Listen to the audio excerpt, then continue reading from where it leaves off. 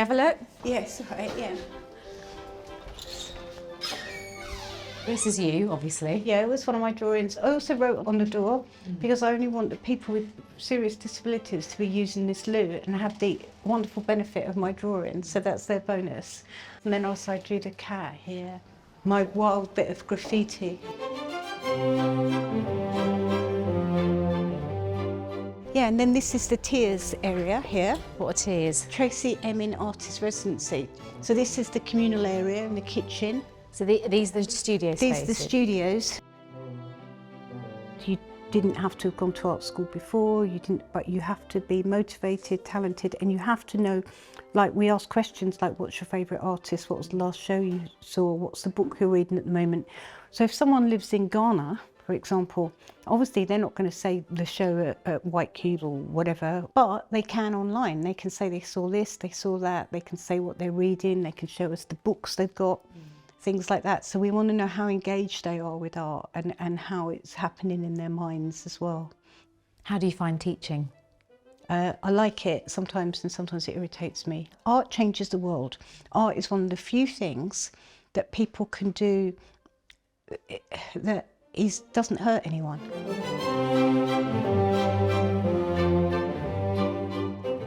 Tracy Emin is an icon, from a rebellious star of the art world in the 1990s to receiving the title of Dame from King Charles. Her career spans over 3 decades. Because I'm a woman, drawing from being a woman, from inside myself. 150 years ago, there never would have been a woman using herself as a muse. It wouldn't have happened like that. Her pieces tackle sex, pain and the female experience in a deliberately confessional way. But Emin's life hasn't always been full of awards and royal recognition. 25 years after her famous artwork, My Bed, which was nominated for a Turner Prize, we speak to her about the person behind the artwork and the legacy she hopes to leave behind.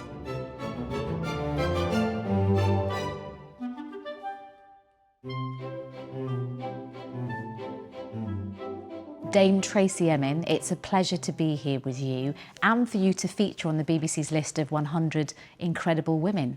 What's your reaction to being on that list? I think if you're just busy and you're just getting on with your life, all these accolades or different things that come, it's just always a nice surprise. And actually, just for the record, I don't accept them all. Oh really? What have you turned down? No, I wouldn't say, Oh, would I? come on. Yeah, no. Not the damehood. No, I'm quite pleased with that. Yeah, we'll come back to that. We are in your studios in the coastal town of Margate. It's an incredible space. What does it mean to you? Well, to have a studio like this, like any artist, you know, it's pretty incredible because I can work on maybe 20 or 30 paintings at the same time. It gives me lots of time to think about things. I have lots of air and lots of space. It's a separate space from where I live, but it's actually connected to where I live, which is a really spoilt situation for anyone. But the best thing about it is it's in Margate. Margate's where I grew up. Margate's my hometown. And there's a massive lot of creative people and artists coming here now and living here. And so I love it. It's brilliant. And also, like, it's so fantastic. You can paint and then just go down to the beach and go for a swim. I'm really lucky to have this space. I know I am. And you mentioned working on 20 paintings at the same time. Is that how you work? And have you always worked like that, working on different things at the same time? That sounds like really sounds like a woman with arms like a windmill or something. But no, what it is that I can have a canvas out for 6 months. I just do one wash on it and I just leave it for 6 months. And then I'm working on another one. And then I come in and then just do some mad chaotic drawing on the wash. Then I might write something on another canvas. Then I might actually completely paint over another one. So what it is when you have space and time, painting, a lot of it, people think is about just the activity of painting, but it's not. It's about waiting and looking and letting the painting come to the surface, letting the painting do its own thing, letting the painting collect its own energy. You've lived in different places in your lifetime, but Margate is the place you call home. What are your fondest memories from here?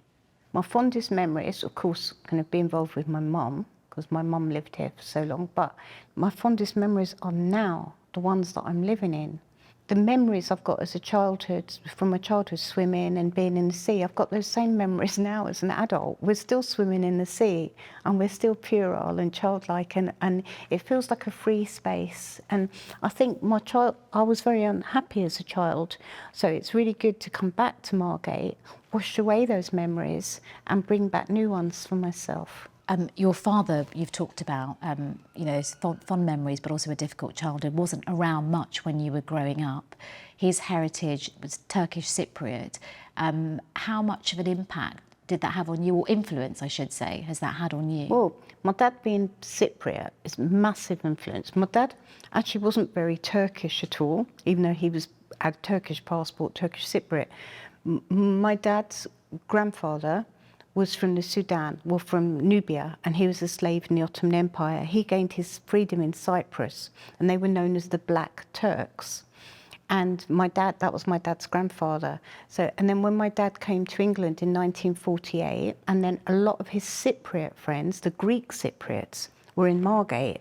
And they said, Enver, come to Margate. It's just like Cyprus. It's just like the Mediterranean. And they all had all these Greeks had these amazing coffee bars and everything, Greek Cypriots. And so my dad come to Margate and opened a hotel. And that's how we ended up in Margate. My mum and dad weren't married. My dad was married to his Turkish wife. He had 2 families. And so I grew up only seeing my dad a couple of times a week, or maybe every now and then. And it's something which I just accepted and lived with. I think coming from a mixed race, mixed background, mixed, you know, half my family were Muslims as well. You know, there's a big thing, there's lots going on. And leaving home at 15, I left home at 15. My life, being a lot of artists, you have to get into university to do art. And a lot of artists have got their A-levels, they've got their middle-class background, they've got their A-levels, they've got their upper-class background, they've got their A-levels, they've got their university. It wasn't like that for me. It was a very different story. So if I'm going to tell a story about being a woman who's successful, I'm going to tell the story of when people say no to you, you don't listen to them. You just do what you have to do and do what you want to do. And in the education system in this country, a lot of it is set up on class basis. So if you come from a very working class background, or you speak how I do, you're not expected to do well. You're not expected to achieve. And if you've got like the willpower and the determination, and you, from the age of 12, I knew I wanted to be an artist. And here I am. Mm-hmm. Because I didn't let anybody stop me, and I didn't listen to anybody, and I did what I believed in, what I wanted to do, because I had a vocation. Art is a vocation in life. It's not a job, it's not a career. It's something you do. It's not to do with money. It's something you feel you have to do, and you can't stop yourself from doing it. And because that's all I've ever done, luckily, I wasn't that very academic at school, so all I've ever done is paint and draw and write, actually. But how did you know that? Like in your teenage years, how did you know art was the thing you wanted to do? Because I left school at 13. If you don't go to school, the social services will come and get you. Right. And you had to go to I had to go to school 3 days a week. So when I went to school, the art teachers just said, oh, let her just sit here at the table making art. So I did that 2 days a week at school, and then the other day I did the English and maths and special PE, because I was a good runner. And from doing, at the age of 14 to 15, doing art 2 days a week, it meant that it was drummed into my mind. It was part of me. And then the art teachers, Mr. J and Mrs. Morris, kept telling me how good I was. Whereas before, everybody, apart from running, everybody kept telling me how bad I was. Bad for smoking, bad for getting to school late, bad for this, bad for shoplifting, bad for whatever. No one was telling me I was good at anything. And then suddenly I was being told that I was good at art. And that stayed with me. In your memoir, Strange Land, there are disturbing references to being sexually assaulted when you were 13 years old. How has that period of your life contributed to the art that you make now? Well, I wasn't sexually assaulted when I was 13, I was raped. That's one thing. But I was also, after that, I was having sex with men that were 25, 22 years old. You know, it wasn't like a fumble behind a bus shed It wasn't like somebody grabbed my breast or something. I was having full-blown sex at the age of 13 and 14, which is with men, which is on another level. It's on another league. So how that affected me, I think, was in a kind of positive, if I say in a positive way, I slept with everyone I wanted to in Margate and decided to go to London when I was 15. And that's what I did. And going to London when I was 15, I met a lot of incredibly creative people. I stayed in a squat in Warren Street. I met people like Boy George, lots of fashion designers, musicians, different people, really well-known people now. Like, it would be like name dropping, it would be incredible. But I was only 15, 16. And they sort of inspired me. They were all at St Martin's, the Royal College of Art. And I thought, oh, why can't I do that? And you speak so openly about your life, the life of a woman who loves, who enjoys sex, but also suffers having sex. And you express your pain so candidly. Experiences many women have and can relate to. Have you ever regretted being so open about those intimate things that have happened to you? I did say once, the worst rape of all is to rape yourself. So when you publicly, like, you know, tear yourself apart and open yourself up. But I've been doing it all my life. And I think the only time I didn't do it, which I was very, very quiet about, was when I had cancer, very bad cancer. I was very quiet about that because I thought I was going to die. So I didn't want to make a big fuss about it. Often in my life, I'm very open and candid about things, because also I think holding secrets, holding heaviness, holding weight is very unhealthy and not very good for the mind. And when I was younger, people thought I made very narcissistic work and very self-indulgent and very vain work, because it was like me, me, me. But now times have changed. People realise that making work about rape, abortion, teenage sex, all of these subjects are really important because they have to be discussed. And right now, what's happening in the world, they really need to be discussed. So anybody that thought I was ranting on about abortion 30 years ago, look what's happening now. You've been very open about your personal life throughout your career, very open in this interview. You're a confessional artist, but are there things that you keep secret? Or no, I haven't got any, open? I haven't got any secrets at all, none whatsoever. But it's up to people to ask me things. Yeah. Someone asks me a question, I'll give them an answer. But if people don't ask... Which awards and accolades have you turned down? Good one. Nice one. Thanks, Tina.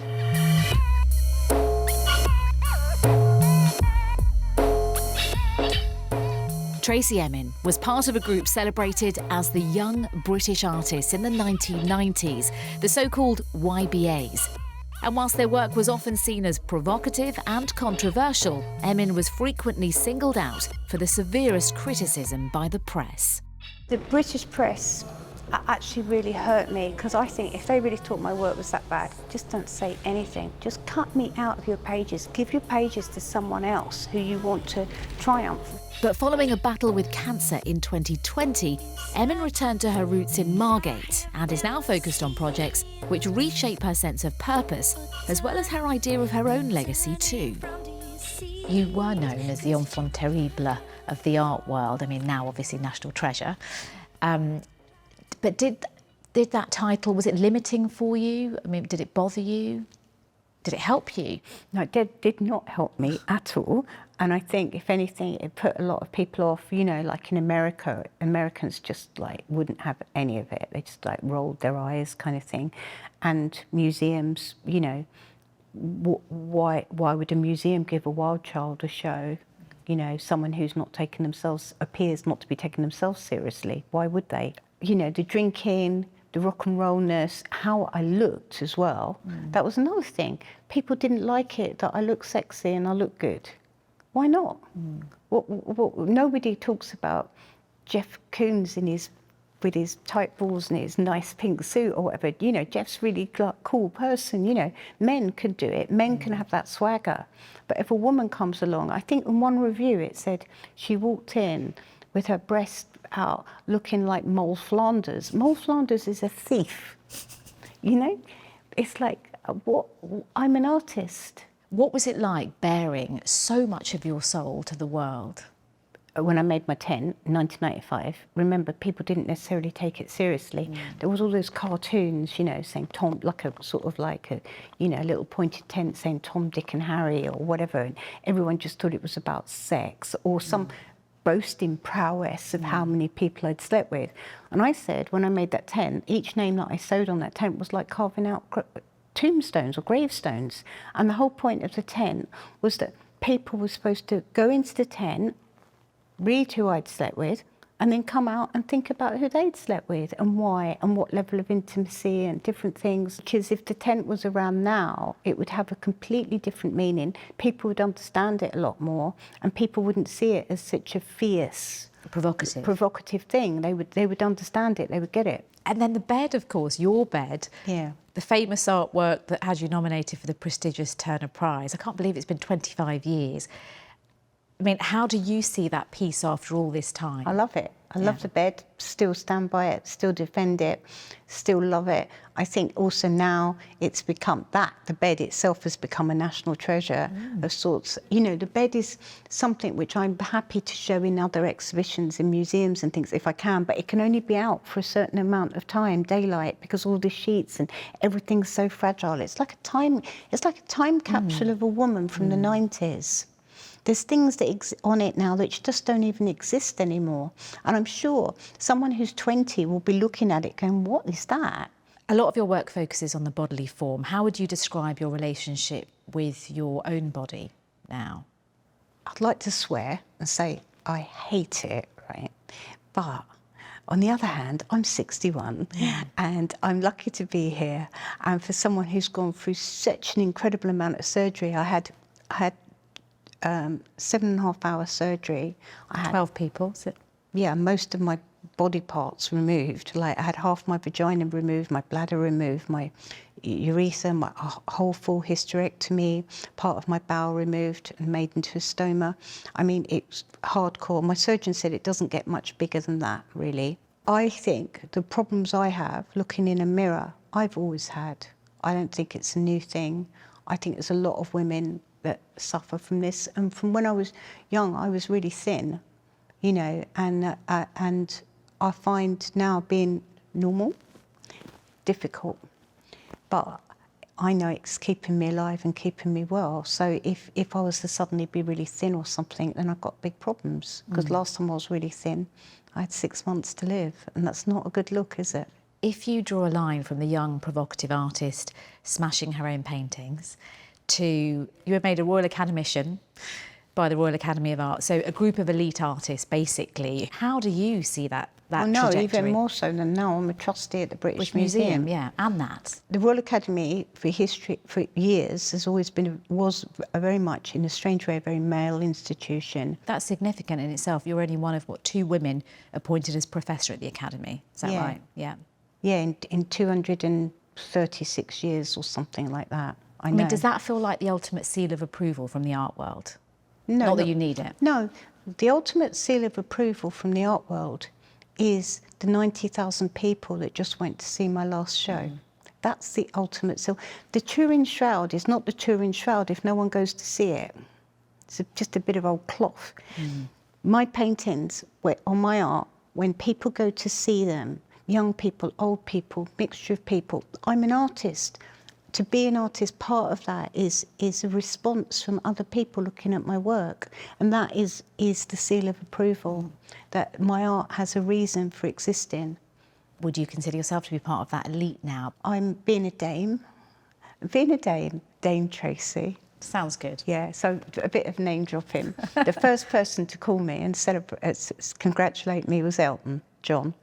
So I was in bed and he FaceTimed me. And I said, yeah, I was thinking about you. And I said to him, you know, there's not many really working class people that get an honour of being a sir or a dame or whatever. And I said, but you sound all right, Sir Elton. And he said to me, you've got to admit, Tracy, it's an oxymoron. I said, yeah, Dame Tracy is just so brilliant. It's just like, it should inspire people, you know, that if you work hard enough and you're really, it's not, the accolade of being a dame is for the work that I've done. And that's why it feels good. If you were to start out as an artist today, as a young woman, do you think it would have been easier for you in any way? Well, yes and no. Sadly, it's almost impossible to go to art school or university or college if you come from an impoverished background. It's impossible. I think now it's much better for women doing art and in the arts, and I think it's much better for people from black and from different ethnic cultures doing art. Because when I was at art school, when I was at Royal College of Art doing painting, there was only one black person there, which is kind of shocking, isn't it? And also, there's very few working class people, because to get to that level, you've got to get your A levels, you've got to have your support from your family. Imagine, even if you have got A levels and you come from a very working class family, they don't want you to go off and be an artist. They want you to go off and be a banker or a doctor or something. So I think, and now with the state of our education in schools and the lack of it, and the fact that the governments haven't treated it as an issue of importance, I think that, you know, this country, creativity, design, art, everything, every time there's a recession, it's the arts and creativity that bring Britain up into the fruition, from whether it's called Britannia, the 60s, whatever it is. And the fact that the governments haven't understood how important the arts are for this country is tragic. I've done my bit. I can just paint now and just rest. And where I'd like to put all my energy and everything is helping other people achieve and make art, and other people change things and change their own destinies through art. That's what I really am focusing on right now, because I'm quite happy with everything. Is that what you'd like your legacy to be? I think legacy is a strange word, but if I'd like to continue living, like my lifeline is so long, it goes all the way round. So it's like I'm going to live almost forever, live to at least 110, apparently. So what I'd like is the memory of me to live with art, and people. This place, when I die, will be a museum. The house that I'm doing at the moment will be an art museum for other people's art. I've got the art school that I've done. I've got the Tears. I've got the foundation. Because when I thought I was going to die, I thought, oh my God, am I just going to be... I don't want to be remembered as just being a 1990s mediocre artist. I've got to do something. I've got to make things better. And so that's all I've been doing since the cancer. And it's good for me too. Your pain is clearly on display in your latest exhibition, I Followed You to the End, on display at the White Cube. And there's that one installation documenting your pulsing stoma. Why was it important for you, clearly it was, to include that in your exhibition? I think that people don't understand what a stoma is. A stoma is part of your intestines that's twisted and made into a conduit for the urine to come out.